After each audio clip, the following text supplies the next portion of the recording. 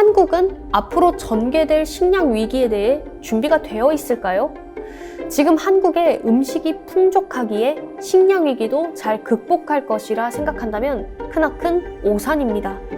작년 파뮤 가격 불안정으로 인해 인도네시아에서는 파뮤 수출 금지를 했고 인도에서는 밀 수출을 금지하기도 했습니다. 위기가 발생하면 언제든지 실질적으로 자국 농산물 수출을 금지할 수 있음을 잘 볼 수 있는 대목입니다. 농협미래경영연구소는 2020년 우리나라는 곡물 자급률이 30% 미만인 세계 5대 식량 수입국이자 식량 위기에 아주 취약한 곡물 수입 구조를 가지고 있어 안보적 차원에서 식량 문제에 접근하지 않으면 앞으로 큰 위협에 직면할 수 있다는 경고를 담은 보고서를 작성했습니다.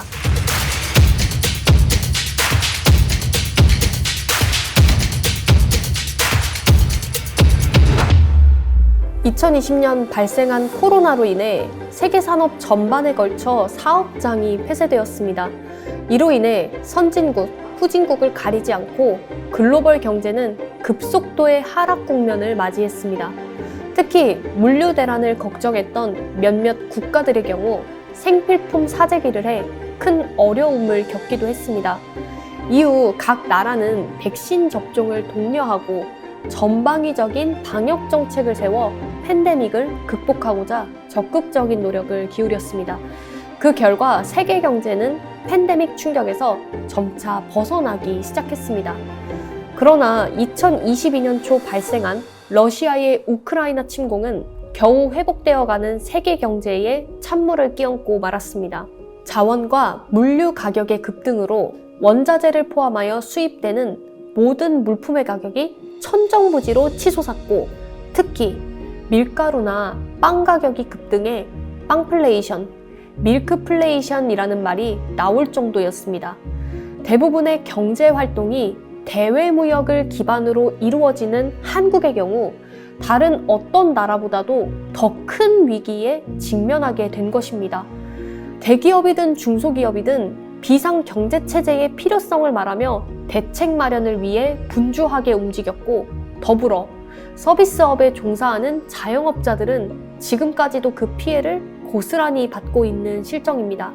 일반 국민들, 특히 저소득층의 경우 급격히 오른 물가를 감당해 나가기 어려운 상황에까지 이르렀습니다. 작년부터 러시아의 우크라이나 침공에 대해 국제적 패권과 에너지 패권의 다툼이 그 원인으로 지목되고 있었으나 그 이면에는 식량 패권을 쥐기 위한 러시아의 야욕이 포함되어 있었다고 봅니다.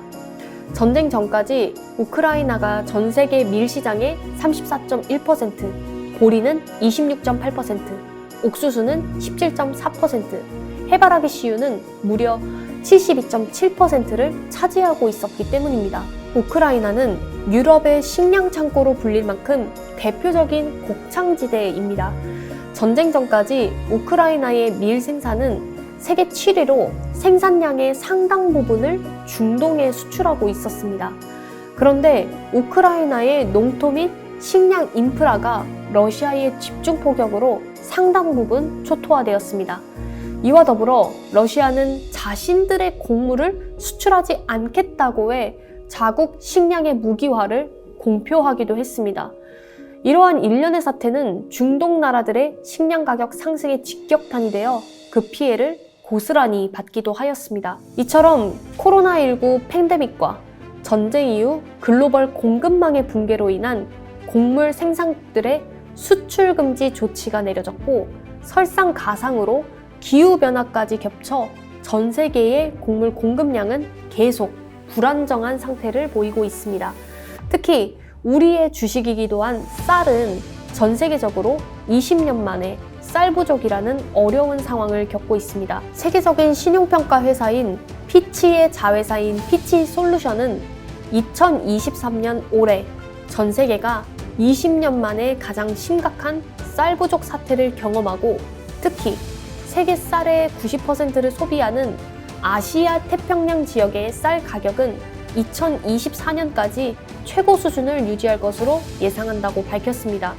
더군다나 가속되는 기후변화 때문에 병충해가 늘고 그로 인해 농약을 더 많이 살포해야 하니 쌀 가격은 높아지고 품질은 낮아지는 것입니다. 결국 전 세계 모두 곡물 생산량이 감소하며 식량 수출 금지로 이어질 것이고 앞으로 에너지 안보 이슈보다 식량 안보 문제가 더 크게 부각될 것은 자명한 일입니다. 그렇다면 한국은 앞으로 전개될 식량 위기에 대해 준비가 되어 있을까요? 지금 한국의 음식이 풍족하기에 식량 위기도 잘 극복할 것이라 생각한다면 크나큰 오산입니다. 작년 파묘 가격 불안정으로 인해 인도네시아에서는 파묘 수출 금지를 했고 인도에서는 밀 수출을 금지하기도 했습니다. 위기가 발생하면 언제든지 실질적으로 자국 농산물 수출을 금지할 수 있음을 잘 볼 수 있는 대목입니다. 농협미래경영연구소는 2020년 우리나라는 곡물 자급률이 30% 미만인 세계 5대 식량 수입국이자 식량 위기에 아주 취약한 곡물 수입 구조를 가지고 있어 안보적 차원에서 식량 문제에 접근하지 않으면 앞으로 큰 위협에 직면할 수 있다는 경고를 담은 보고서를 작성했습니다. 한국은 2020년 기준 1,600만 톤 이상의 식량을 사들이고 있으며 곡물 자급률은 대략적으로 평균 20% 미만에 그치고 있습니다. 이는 OECD 최하위 수준입니다. 이처럼 한국은 현재 식량 자급도가 매우 낮습니다. 더 심각한 문제는 매년 15,000헥타르에서 2만 헥타르 정도의 논이 공단이나 주택단지나 도로 아니면 다른 용도로 전용되고 있다는 것입니다. 이는 갈수록 식량 자급률이 낮아지고 있다는 것입니다. 추가적으로 한국의 경우 농산물 수입이 미국, 브라질, 호주 등 소수의 국가로부터 이루어지고 있습니다. 만일 지금보다 심각한 식량 위기가 발생한다면 우리가 이 나라들의 동맹임을 내세우더라도 자국의 상황에 따라 농산물 구매가 불가능하게 될 것입니다. 또한 아무리 비싼 가격을 주고 사려고 하더라도 자국의 안정을 위해 팔려고도 하지 않을 것입니다. 우리는 먼저 에너지 위기와 식량 위기는 차원이 다르다는 것을 인식해야 합니다. 에너지는 사용을 줄이면 되지만 식량은 생사와 직결되어 있기에 줄일 수 있는 문제가 아닌 것입니다. 이제는 다가올 식량 전쟁을 위해 대비해야 합니다. 구체적 방안으로 첫째, 식량 수입의 다변화를 이루어야 하고 둘째, 주요 곡물에 대한 비축 비율을 높여야 하며 셋째, 스마트 농업 시대를 앞당겨야 합니다.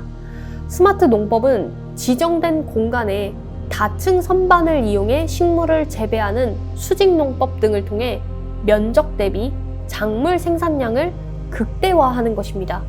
물론 수직농법을 적용하는 데 있어 기존 농업 관련 경제 생태계의 혼란을 초래할 수 있는 것과 인공적 재배로 인한 맛과 신선도 감소 및 재배 비용 상승 등과 같은 단점도 있습니다.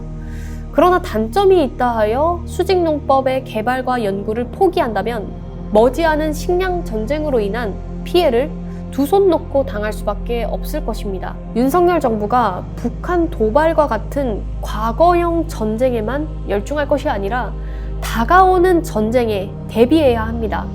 한국은 앞으로 닥칠 식량 위기만큼은 소위 경제적 후진국이라 생각하는 나라들보다 극복과 대응을 잘할 수 없는 여건입니다. 또한 단지 위기 수준을 넘어 식량 전쟁이 발발한다면 세계 10위의 경제력과 세계 6위의 군사력을 가지고 있다고 하더라도 결코 살아남기 힘들 것입니다. 현실로 다가오고 있는 식량 위기를 인식하고 지속 가능한 식량 확보를 위해 유비무환의 자세로 지금이라도 분초를 다투어 식량 위기를 대비하여야 할 것입니다.